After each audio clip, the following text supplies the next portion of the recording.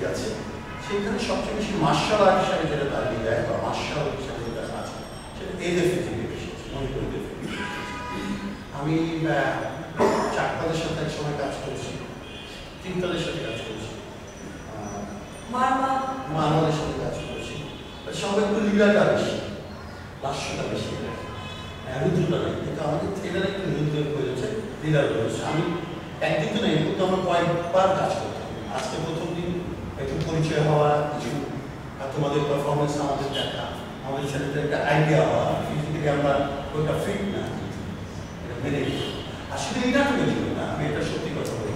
সেটা হচ্ছে আমার খুব ইচ্ছা ছিল যে আমি চিত্রাঙ্গদা না বহু আগে আসতে 3 বছর আগে আমি সুভাষের সাথে আমি চিত্রাঙ্গনের পুরো বলতে চিত্রাঙ্গনটা মণিপুরকে নিয়ে, তো আমি পুরো চিত্রাঙ্গন মণিপুরি বসে পুরোটা রাস্তায় তোমাদেরকে নিয়ে বসে পরে পরে পরে রবীন্দ্রনাথ লিখছে যে কীভাবে হবে, যদি শুরু বলতে হবে শুরু বলতে হবে, গাড়ি কিন্তু আমি পাবো, অসুবিধা নেই।